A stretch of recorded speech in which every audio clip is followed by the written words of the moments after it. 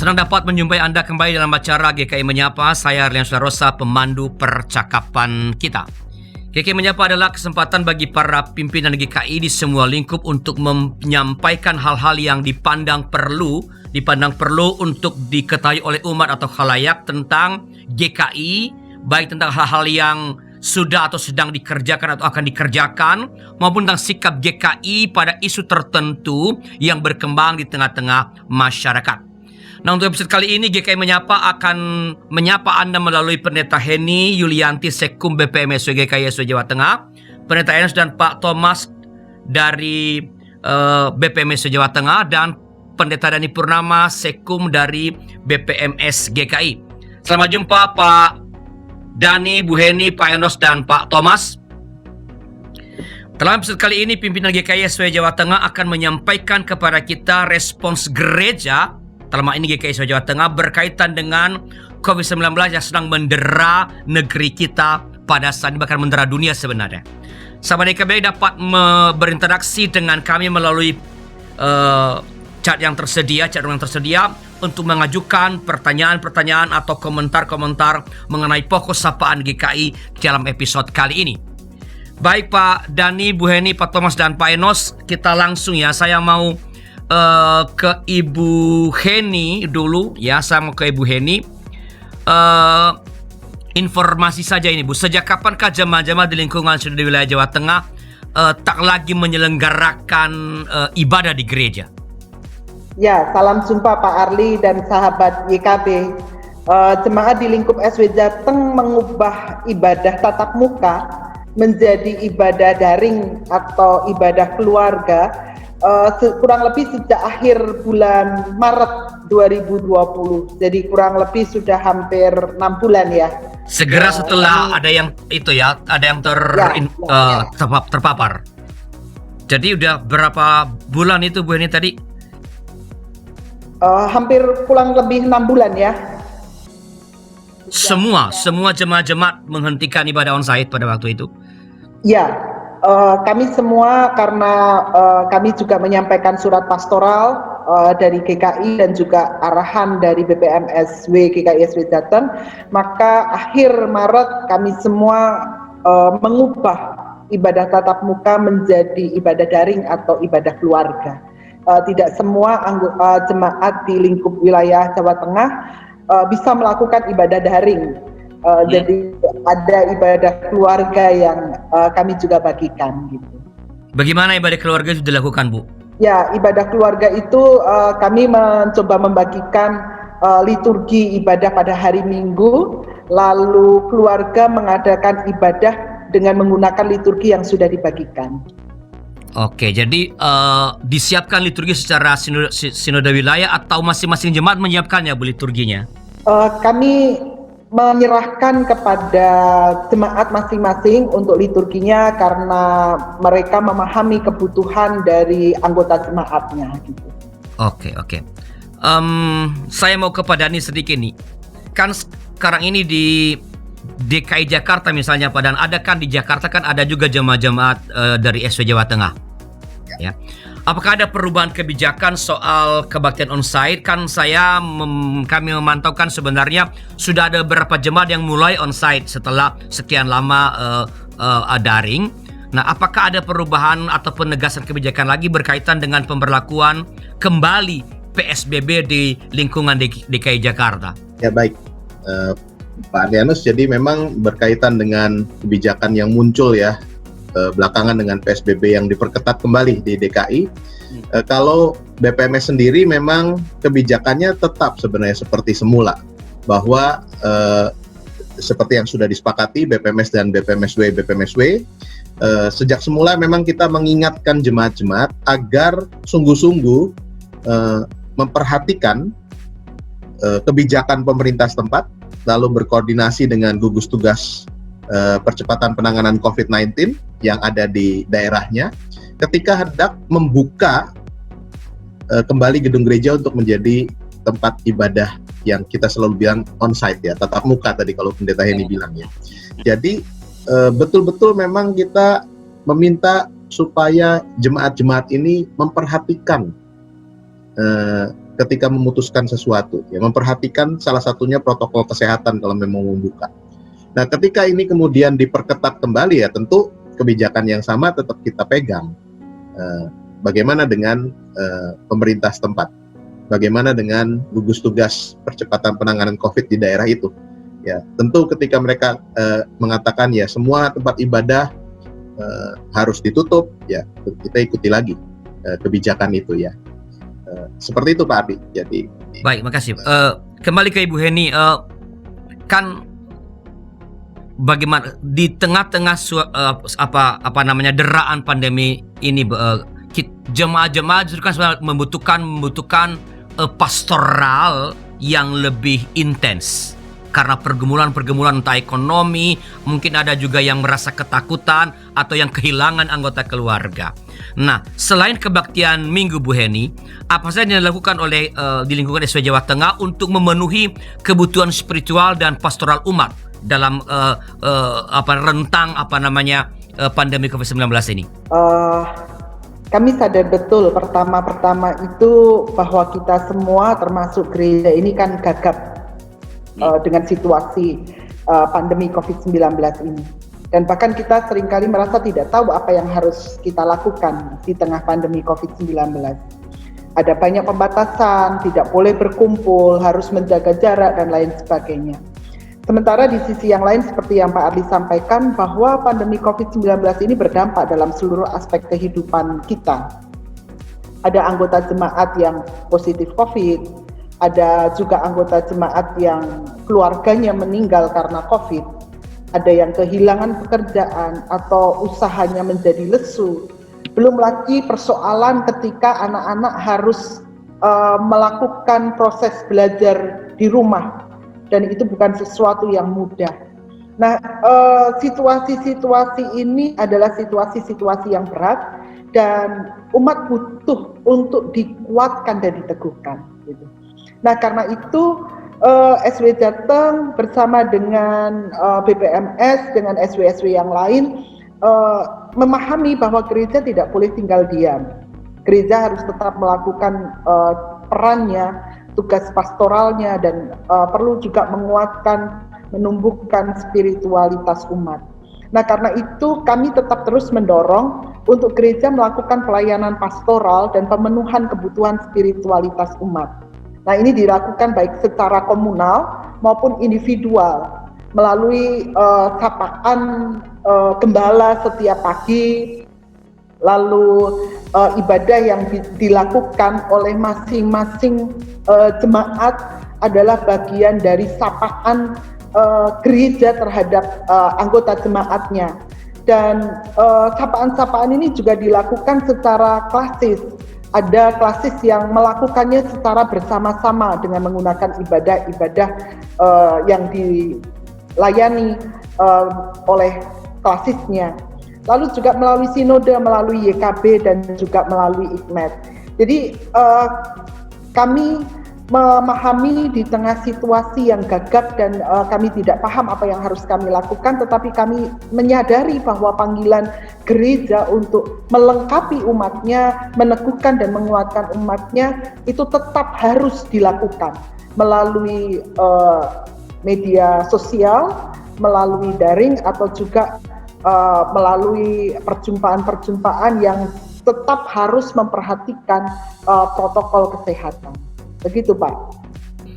Oke, jadi sebenarnya sumber-sumber untuk melaksanakan pemeliharaan umat pastoral melalui daring ini tersedia dengan sangat memadai di GKI ya Bu ya? Ada banyak hal yang bisa dilakukan baik secara jemaat, secara mandiri maupun juga klasis dan sinoda. Terfasilitasi dengan baik. Untuk umat yang tidak dapat menggunakan media sosial, sekali lagi kami menggunakan media cetak. Di beberapa klasis yang memang umat tidak dapat menikmati melalui media sosial atau melalui ibadah online, kami menyediakan sapaan-sapaan umat itu dengan media cetak. Jadi kami berharap bahwa kebutuhan peningkatan spiritualitas itu tetap terpenuhi. Sampai sekarang apakah sudah ada yang udah mulai onsite Bu di lingkungan SW Jawa Tengah? Sejak bulan Juli, Agustus sudah ada beberapa jemaat yang melakukan ibadah onsite. Tetapi ada beberapa juga di bulan September ini karena peningkatan positif COVID-nya cukup tajam, maka ada beberapa gereja yang kemudian menutup kembali ibadah onsite dan mengubah menjadi ibadah online atau ibadah keluarga. Baik, jadi sekali lagi secara relatif sebenarnya upaya untuk merawat umat dengan pastoral dari ini terlakukan dengan sangat baik ya Bu ya. Jadi lingkungan jemaat, klasis, sinode wilayah, sinode sama-sama bergandengan tangan untuk mensupport umat dalam pergumulan-pergumulan mereka. Ya, oke. Ini saya mau beralih ke bagian lain ini Bu.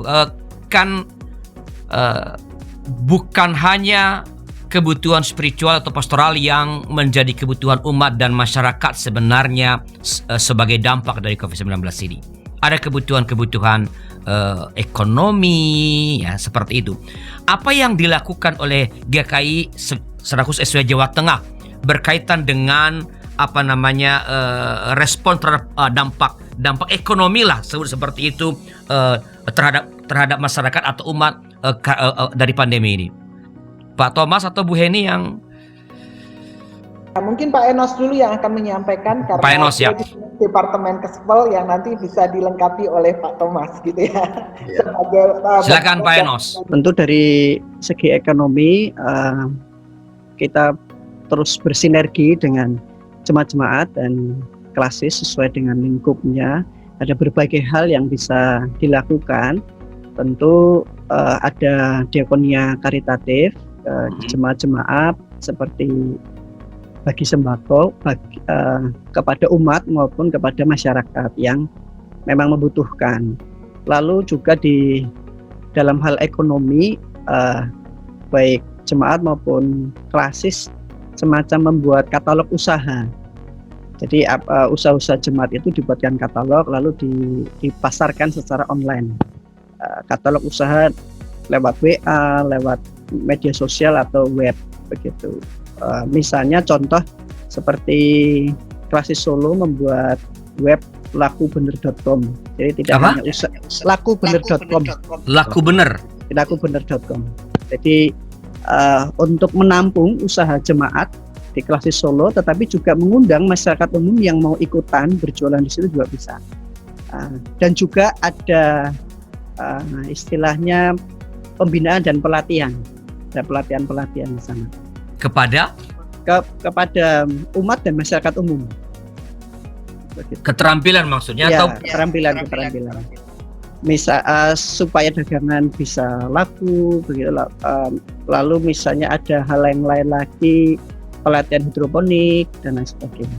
Oke, itu yang masuk ke dalam platform atau laku.com itu tadi apa aja, Pak? Jadi dari apa aja yang jadi usaha anggota jemaat dan masyarakat umum bisa masuk di sana. Toko? Ya, toko, barang, jasa, makanan.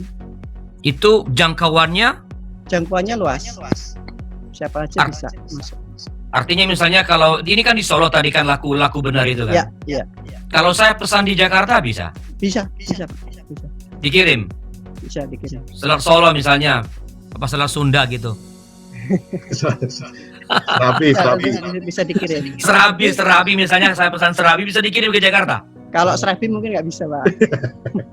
Iya. Yang bentuknya barang begitu ya. Kalau makanan kan pasti akan ada kadaluarsanya. Itu dicoba disebarluaskan secara sengaja ke berbagai tempat atau dibiarkan saja masyarakat lihatlah mengakses saja ke tadi lakubener.com saja untuk begitu? Iya, dipasarkan melalui jemaat-jemaat, lalu media sosial begitu ya. Semakin banyak yang share, semakin banyak yang tahu dan semakin banyak yang bisa terlibat. Oke.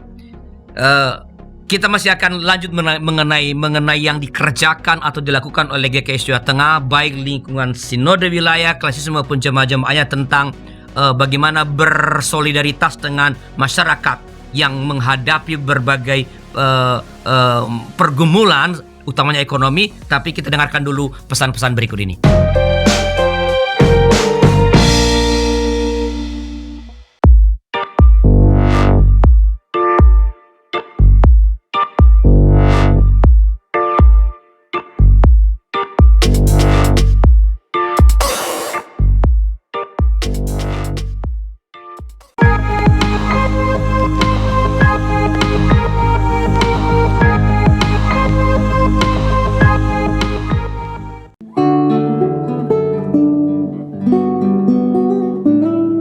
Sahabat YKB, mari kita memuji Tuhan.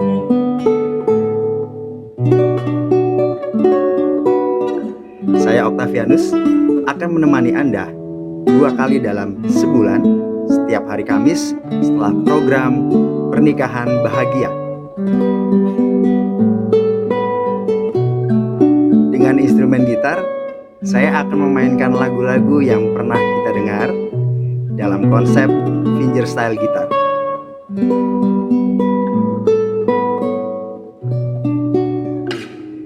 Jangan lewatkan program Sela setiap Kamis 2 kali dalam sebulan setelah program Pernikahan Bahagia.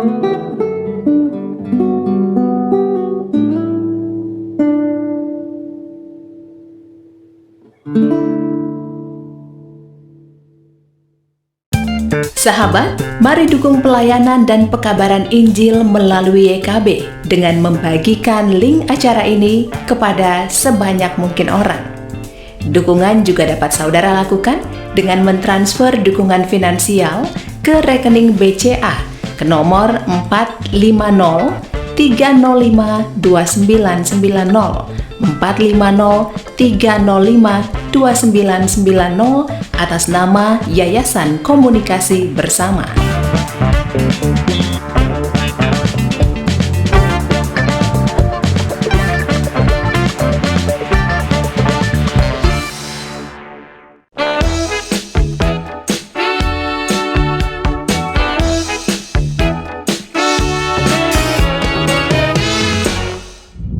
Terima kasih masih tetap bersama kami dalam acara GKI Menyapa bersama saya Arlian Rosa sebagai pandu percakapan, dan ada Pendeta Heni, ada Pak Pendeta Enos, ada Pak Thomas, ada Sekum BPMS GKI Bapak Pendeta Dani Purnama.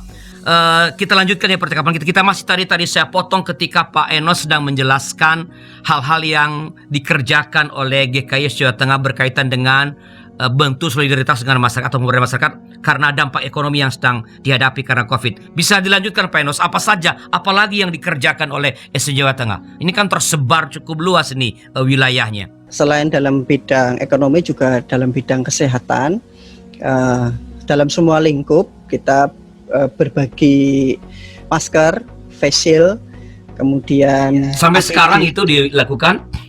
Masih dari APD juga termasuk ke rumah sakit, itu yang juga menjadi fokusnya DKP SW Jateng untuk memberikan distribusi, terutama di awal-awal itu kan memang mengalami banyak kesulitan ya distribusi ke sana. Jadi ada hal itu yang dibantu, termasuk sarana cuci tangan di beberapa tempat fasilitas umum yang memang rawan penyebaran COVID-19. Lalu juga ada edukasi terhadap umat lewat webinar dan pesan pastoral. Dan yang dikirim reguler ya. Ya, dan selanjutnya itu soal ketahanan pangan, Pak. Jadi kita juga mengedukasi, mendorong anggota jemaat untuk bisa mengupayakan ketahanan pangan masing-masing ya di rumah mereka. Jadi misalnya nanam sayur, nanam singkong dan lain sebagainya. Oke, bisakah lebih dalam, lebih lengkap diceritakan tentang yang terakhir ini, Pak? Ketahanan pangan ini siapa yang? Tentunya BPMSW, DKP, dan kita bekerja sama dengan PT Midas. Ini juga yang kita miliki untuk bisa melakukan ketahanan pangan. Ya mungkin kalau detailnya Pak Thomas nih yang lebih paham apa aja yang dilakukan oleh PT Midas. Silakan Pak Thomas, ini APT Midas. Apa ini PT Midas ini, Pak? Terima kasih, salam sahabat untuk YKB. Memang kesannya dengar PT Midas ini, wah apa hubungannya dengan oil company ini? Wah jangan-jangan ini sudah punya kilang minyak nih BPMSW Jawa Tengah. Raja Nah, Midas. perlu diketahui memang sesuai dengan amanah dari BPMSW dalam rapat persidangan yang sudah berjalannya sekian lama, ternyata BPMSW Jawa Tengah ini juga tidak kecil dan tidak sedikit memiliki aset-aset yang menjadi tanggung jawab BPMSW.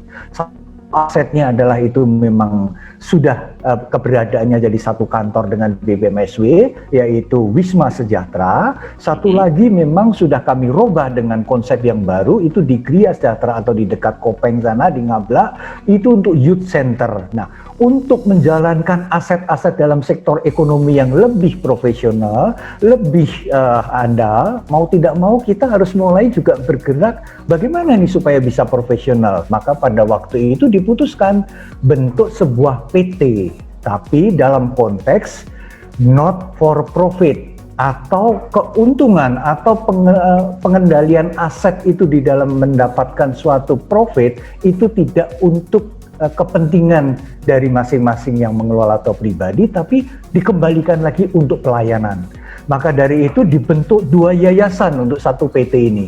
Satu, Yayasan Wisma Sejahtera, itu nanti yang akan memikirkan konsepnya itu untuk para pendeta yang sudah emeritasi, termasuk putra-putri beasiswa para pendeta aktif. Nah, adapun yang satu lagi, Yayasan Gria Sejahtera, itu memikirkan bagaimana masa depan GKI ke depan, bagaimana pemuda-pemuda itu mau dibawa kemana. Lah, itu dibuat suatu tempat sebagai youth center yang kami sudah rancang sedemikian rupa, bahkan sekarang masuk di dalam konsep yang lebih mengkerucut untuk membuat konsep wellness, di mana ada unsur soul, mind, dan spirit. Ini yang kedepannya ini tentunya anak-anak muda itu sangat-sangat mendambakan, membutuhkan.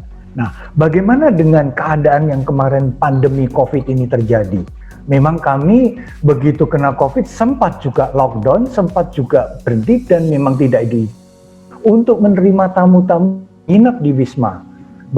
Di areal Menowosari, kantor Wisma maupun Wisma Sejahtera itu ada yang kena COVID. Nah, terpaksa juga segala aktivitasnya tidak bisa diterus-teruskan seperti itu.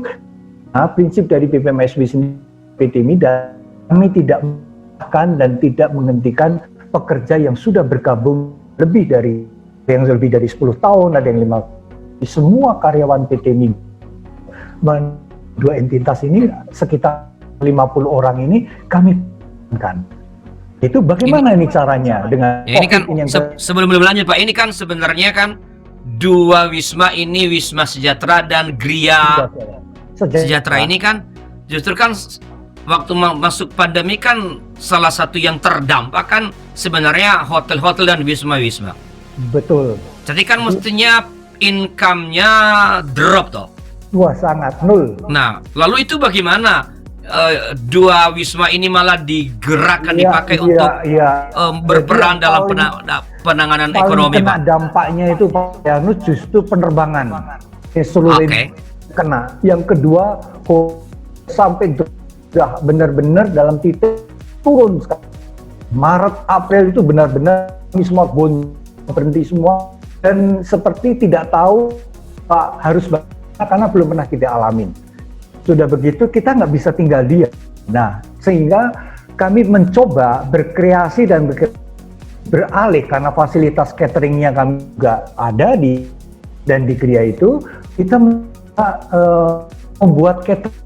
Nah, rupanya direspon baik itu lingkup Magelang ya, ke Pajajaran dalam aksi sosialnya setiap minggu mesan 120 box untuk dibagi-bagikan. Ada petugas yang di depan gereja itu, terus mulai bergerak, berjalan.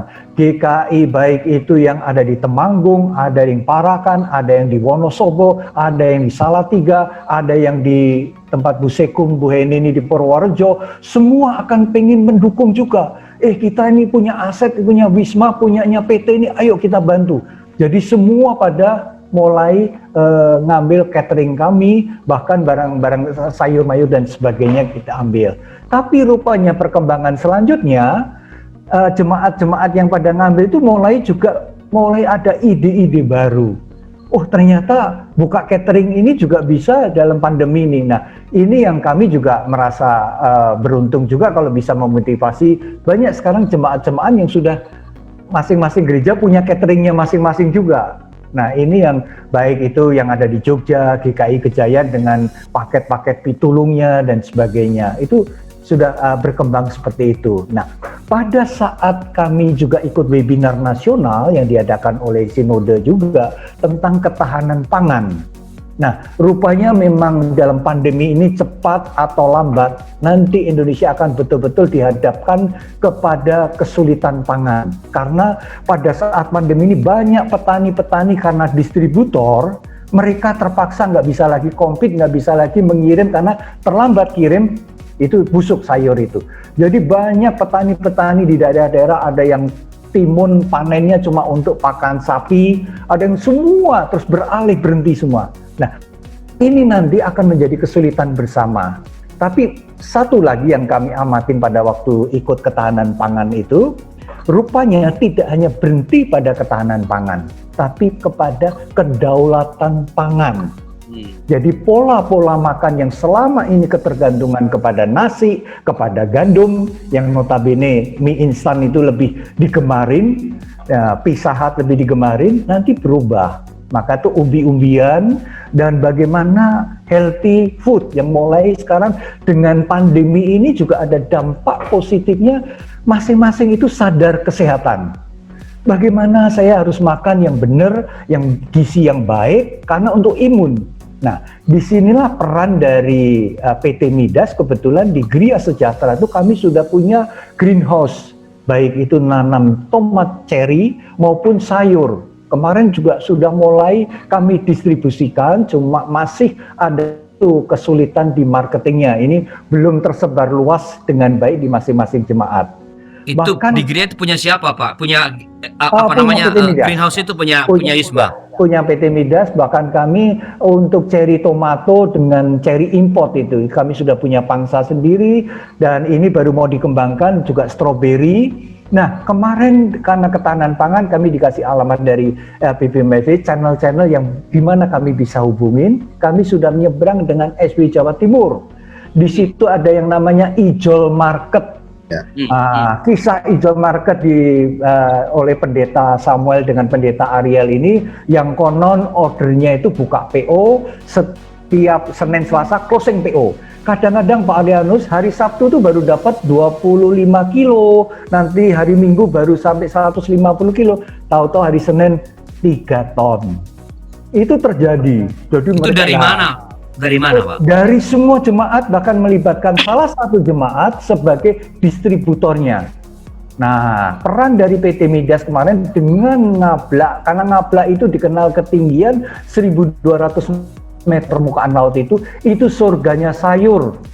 Jadi kami juga, di sana itu para pekerja kami juga kebanyakan keluarganya petani-petani. Ada namanya brokoli, wortel, kentang, apa semua yang kami bisa kirim ke Surabaya melalui kereta api. Malam hari itu kami kirim. Tapi ini kan hasil dari miliknya PT Midas, toh, Pak? Dari PT Midas ada dua, Pak. Satu yang hidroponik, yang dua non hidroponik. Nah, yang non hidroponik kami bagaimana membantu para petani harga di atas tengkulak.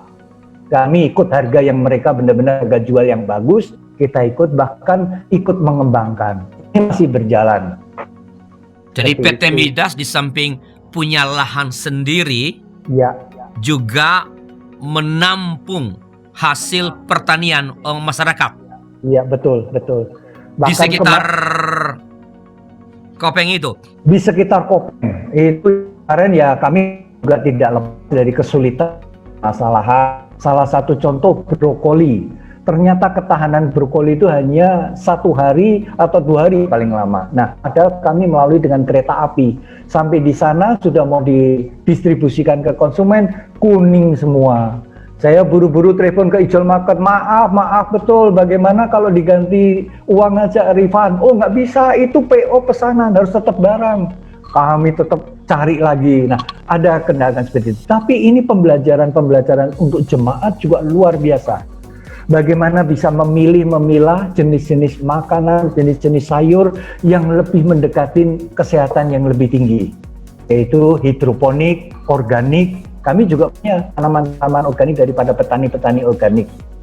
Gitu, Pak. Nah, jadi kalau tadi hasil pertanian masyarakat itu hanya di sekitar Gria Sejahtera aja ya Pak? Nggak ada di daerah lain misalnya dari Purwokerto yang di sana ada yang menampung juga dikirim ke Ijol Market, enggak ya?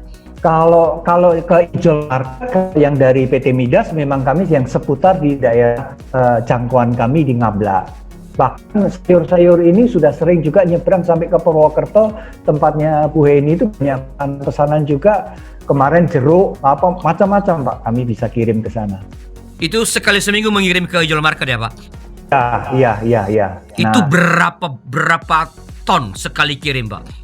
Oh, kami belum banyak Pak, masih di bawah 1 ton kilo 200 open PO, dan kadang-kadang memang ini sangat waktu delivery ini harus benar-benar diperhitungkan, karena kami juga saingannya dari Pacet, dari Tulungagung, dari Batu Malang, itu juga produk-produk untuk supply ke Surabaya cukup banyak juga.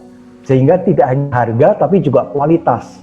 Nah, kadang-kadang harga kami nggak bisa compete Pak, apalagi kalau di transport kereta api nggak bisa compete. Itu yang bisa disampaikan. Bahkan ini untuk kedepannya ini kami pengen sekali mau mengembangkan stroberi dengan ide konsep youth center atau youth camp yang untuk Ngabla ini kami sudah rancang sedemikian rupa bahwa itu nanti untuk pusatnya kegiatan pemuda-pemudi GKI. Bahkan ke depan ada festival GKI dan hal-hal yang sudah masuk di dalam perencanaan ini Pak, kita nggak bisa tinggal diam dan berhenti. Sebagai contoh, di depan kita di Gria itu dengan optimisnya mereka investasi besar-besaran sampai 20 miliar lebih hanya untuk membuka kafe. Bahkan kemarin yang lebih menyedihkan, ya bukan menyedihkan ya, mendekatin kami sebagai pengelola di Gria Sejahtera, boleh nggak kerjasama hanya mau pakai untuk parkiran, kan udah nggak bisa nampung. Nah, rupanya pandemi ini juga begitu ada sedikit kelonggaran, mereka juga membutuhkan tempat untuk bisa pemulihan secara ya kalau sudah di rumah terus kan, tapi butuh tempat-tempat alam yang benar-benar bisa dipakai untuk bersama-sama dalam acara keluarga. Pak Alianus kalau setiap hari Sabtu Minggu silahkan mampir ke Gria, itu ada angetan Gria. Wah, jadi Gria itu sekarang udah buka ya Pak untuk menginap juga ya? Sekarang masih dalam, atau masih lockdown? Wisma sama Gria selama ini kami masuk di tetap dalam COVID standar SOP COVID-19. Jika batasan tamu bagaimana kalau di posisinya semua harus ini standar dari kesehatan, baik masker, baik untuk face ini silnya maupun kamar apa itu kami standar. Tapi tetap terima tamu ya Pak? Sudah bisa terima Pak, tapi itu tuan dari travel. Baik Pak Tobas. Kita berhenti sejenak untuk memberi kesempatan bagi pesan-pesan berikut ini.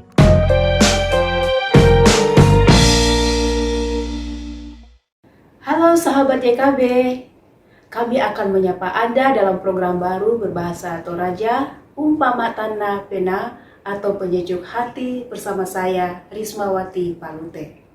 Ini adalah sebuah program renungan singkat tentang kehidupan kita sehari-hari yang didasari oleh firman Tuhan yang disampaikan dalam bahasa Toraja.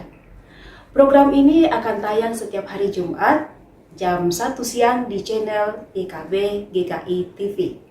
Sahabat, mari kita tetap semangat melangkah bersama Tuhan.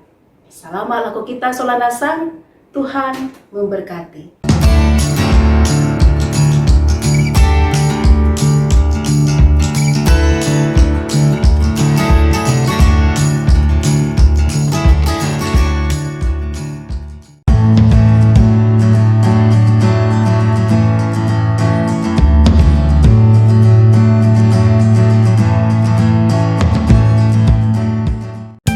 Sahabat, mari dukung pelayanan dan pekabaran Injil melalui YKB dengan membagikan link acara ini kepada sebanyak mungkin orang.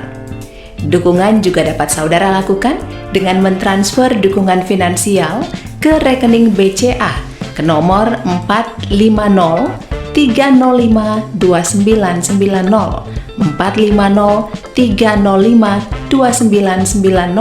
atas nama Yayasan Komunikasi Bersama.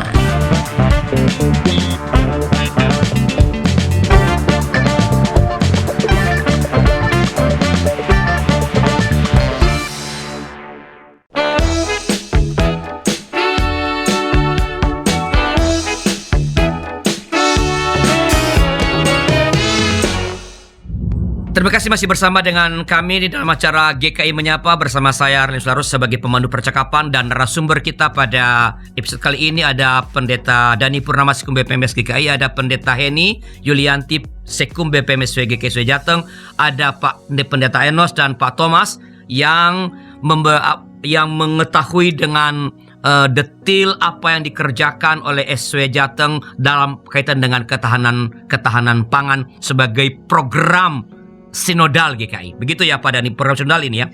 Baik, tadi Pak Thomas sedikit menjelaskan bahwa memang Gria Sejahtera ini kan memang youth center. Jadi tempat untuk pembinaan anak-anak muda. Nanti kapan-kapan kita ngomong mengenai ini Pak. Tapi saya ingin sedikit mengejar tadi Pak Thomas mengatakan sekarang justru sedang dimanfaatkan untuk proyek atau sebut program ketahanan pangan. Itu bisa dijelaskan Pak, apa yang dikerjakan untuk itu? Terima kasih. Dalam ini dari gini Pak Alex, jadi situasi pandemi ini memang berdampaknya sangat meluas dari semua lini sektor, termasuk petani itu sendiri, di mana mereka juga pernah ngalamin bagaimana mereka tidak bisa lagi bersawah atau bertani.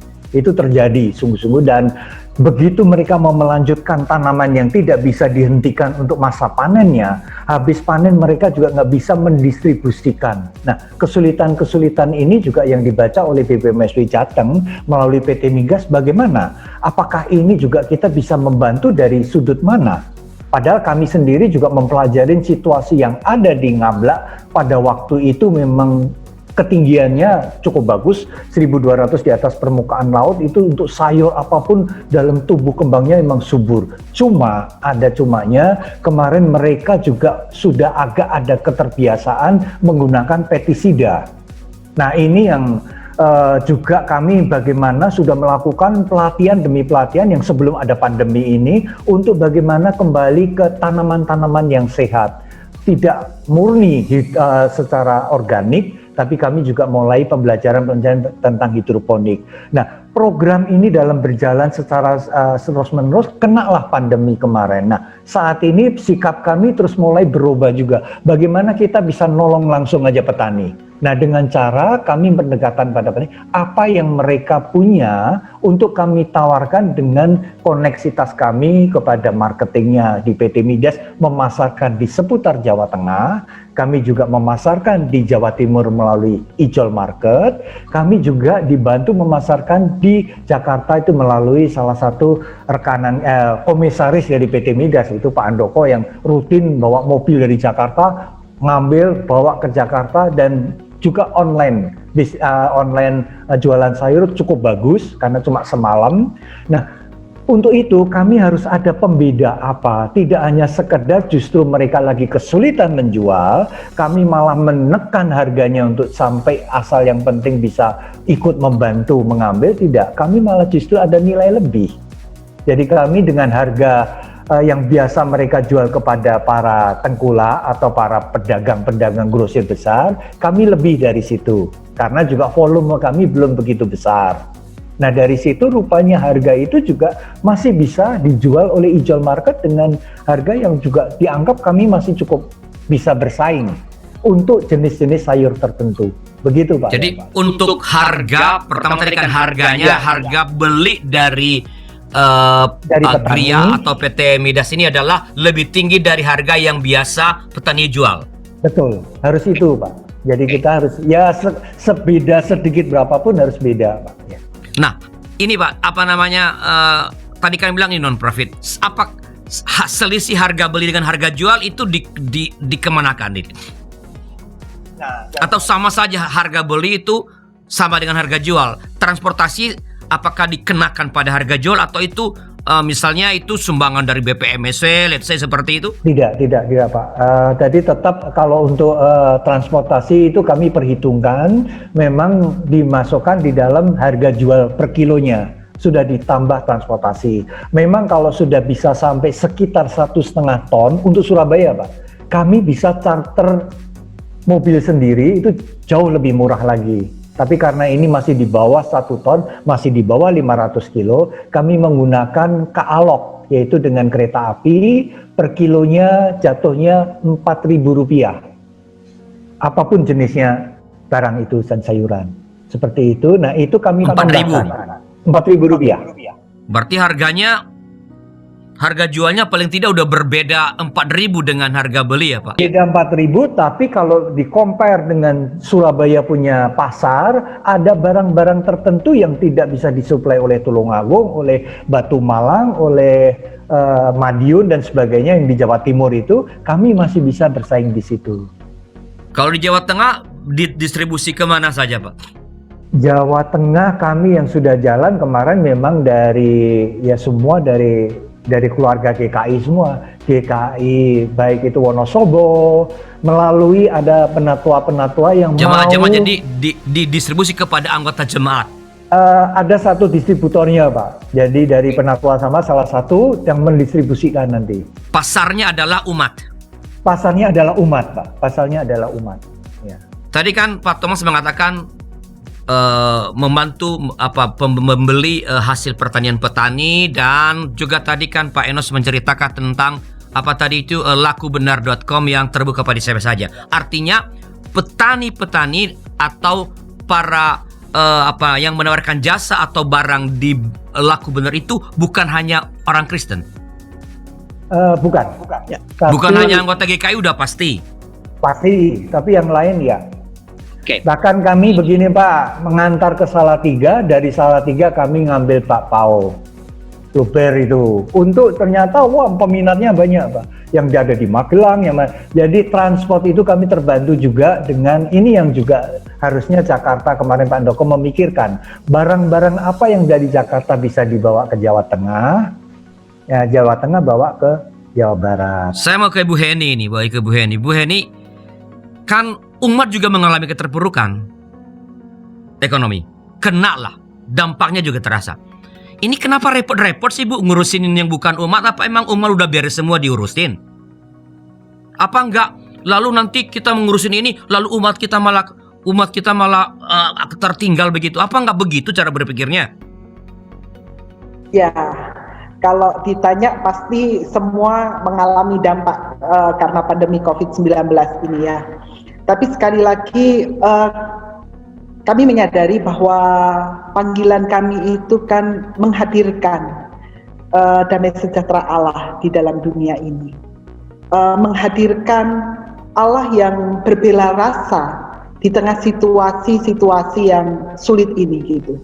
Jadi kehadiran kami di tengah situasi sulit dengan membantu petani, membantu anggota jemaat, bahkan membantu masyarakat sekitar adalah dalam rangka kami memperlihatkan dan mengatakan bahwa Allah yang kita punya itu adalah Allah yang hadir, terlibat, ikut merasakan apa yang sedang kita hadapi, dan selalu siap untuk menolong dan bahkan memberikan jalan keluar.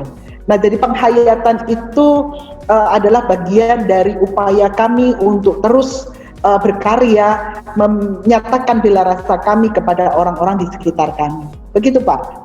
Jadi upaya untuk sebutlah menolong masyarakat yang bukan umat itu adalah konsekuensi logis dari misinya GKI, begitu?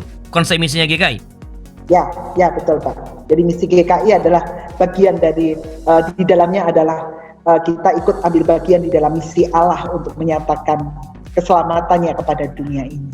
Jadi ini bersifat imperatif bagi gereja, berarti bagi GKI paling tidak, bahwa kita tidak boleh hanya peduli pada anggota jemaat kita, tetapi pada dunia sekitar di mana gereja hadir. Itu adalah bagian dari misi, utamanya dalam rangka pergumulan ekonomi ini, begitu?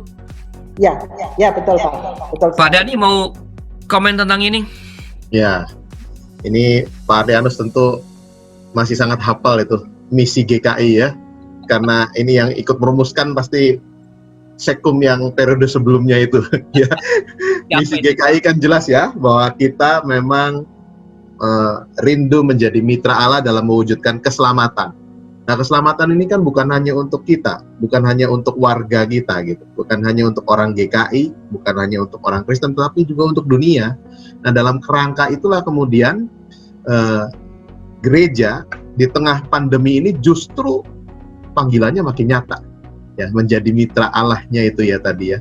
Bahwa betul pandemi ini membatasi perjumpaan kita secara fisik. Wah, sekarang banyak berubah lah. Di sana sini nggak bisa begini, nggak bisa begitu. Tetapi ini tidak boleh menghalangi gereja untuk tetap menjalani panggilannya tadi. Untuk menjangkau, tetap menjadi sahabat. Bahkan tadi Pendeta Henny mengatakan untuk menghadirkan belas kasihan Allah itu ya, secara nyata buat sekeliling kita. Nah, ini yang harus terus kita kerjakan. Bahwa gereja tetap punya tugas untuk pastoral terhadap jemaatnya, iya. Bahwa tetap punya tugas untuk menjaga sisi spiritualitas umatnya, iya jelas. Mesti dikerjakan dan itu tidak boleh kita lupakan. Tetapi kita juga dipanggil untuk ikut serta kan, mengatasi berbagai tantangan di tengah pandemi ini. Maka muncul kemudian ide-ide dan kemudian karya-karya kreatif yang saya pikir ini luar biasa ya. Kita perlu apresiasi teman-teman di jemaat-jemaat lokal, di klasis-klasis, di sinode-sinode wilayah, bagaimana ikut terlibat dalam mengupayakan di bidang kesehatan. Waktu APD itu sangat sulit, kita bergerak kan di awal-awal itu ya. Mahal tapi kita siapkan, kita sediakan karena itu bentuk keterpanggilan kita.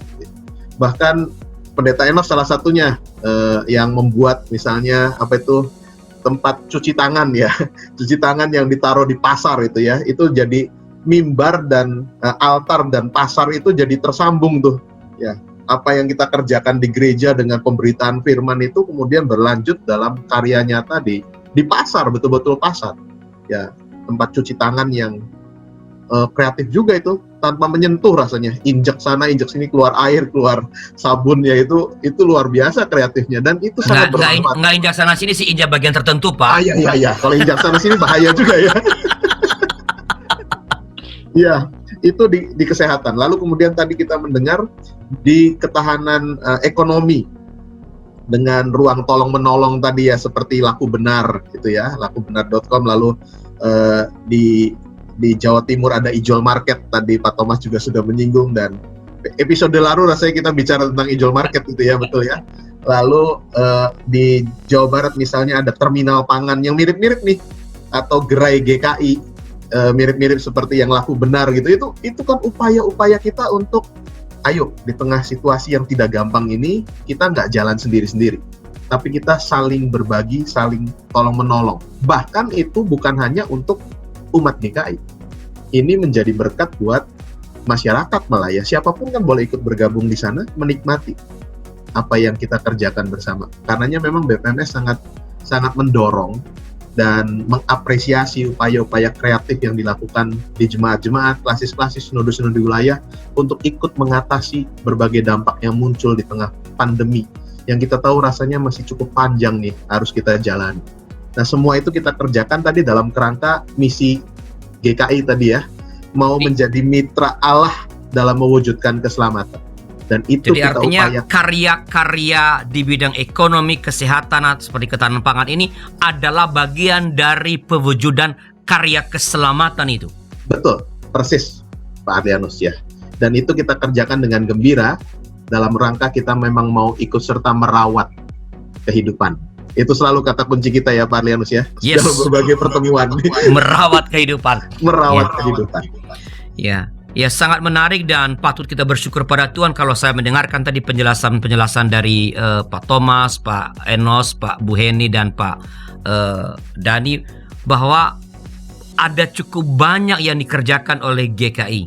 GKI dalam rangka menunjukkan solidaritas dengan masyarakat bahwa kita adalah sama sebagai warga bangsa, dan karena itu persoalan atau pergumulan siapapun adalah bagian dari pergumulan kita juga. Maka GKI berkarya untuk melakukan hal semacam ini.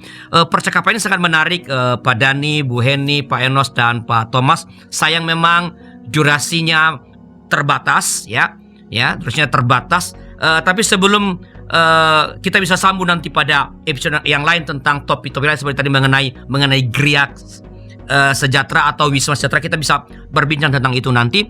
Tapi sebelum episode ini saya tutup, adakah pesan pastoral dari Pak Pendeta Dhani atau Pak Ibu Pendeta Heni berkaitan dengan pokok percakapan kita dalam episode kali ini dalam GKI Menyapa? Silakan, siapa dulu nih, Bu Heni atau Pak Dhani nih? Ya, saya rasa memang tadi juga sudah singgung-singgung dikit-dikit Pak, bahwa memang kita mengerjakan semua ini pasti bukan untuk keuntungan diri. Yang kita kerjakan dengan berlelah-lelah, bersusah payah, mau repot ini pasti bukan untuk kepentingan kita sendiri. Tetapi memang kita menjalaninya sebagai bentuk kesadaran penuh bahwa kita ini bagian bangsa, bagian masyarakat yang saat ini sedang sama-sama terdampak pandemi, tapi kita juga adalah mitra Allah yang perlu juga untuk mengerjakan panggilan kita.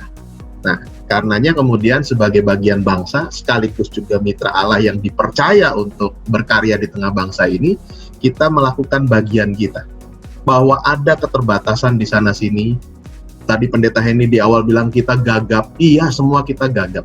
Tetapi itu tidak boleh menghalangi kita untuk mengerjakan bagian kita dengan optimal.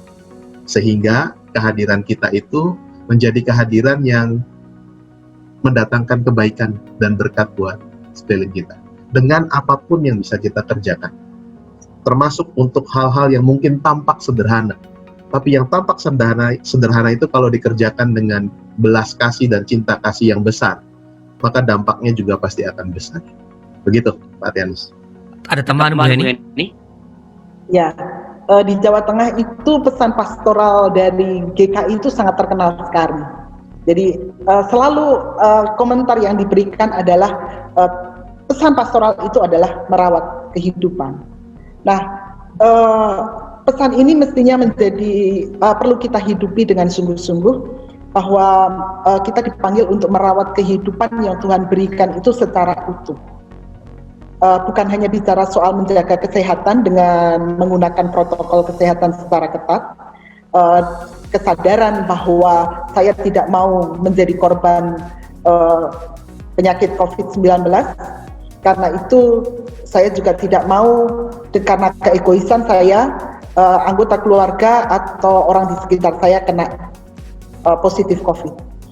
Merawat kehidupan bukan hanya sekedar menjaga kesehatan, tetapi juga ikut serta melakukan pekerjaan-pekerjaan yang baik untuk menolong umat dan masyarakat di tengah pandemi ini dengan segala aspek kehidupan, termasuk juga meningkatkan ekonomi umat maupun juga meningkatkan ekonomi masyarakat melalui pelatihan-pelatihan yang dilakukan, melalui peran-peran gereja, tanggung jawab gereja di tengah masyarakat. Jadi pemahaman tentang merawat kehidupan perlu kita pahami secara utuh dan perlu menjangkau seluruh aspek kehidupan di tengah masyarakat. Itu saja Pak. Baik, terima kasih Pak Dhani, Bu Heni, Pak Thomas, Pak Enos atas kebersamaan kita dalam episode kali ini. Dan sahabat GKI TV, terima kasih atas kebersamaan dengan kami dalam acara GKI Menyapa dalam episode kali ini. Saya percaya ini menjadi berkat, menjadi inspirasi bagi kita bagaimana kita sebagai warga gereja melakukan apapun yang bisa kita lakukan, baik sebagai lembaga maupun individu, untuk merawat kehidupan, menolong sesama, secara khusus di tengah-tengah pandemi sekarang ini. Terima kasih atas kebersamaan kita dan sampai jumpa pada episode yang akan datang. Tuhan memberkati kita.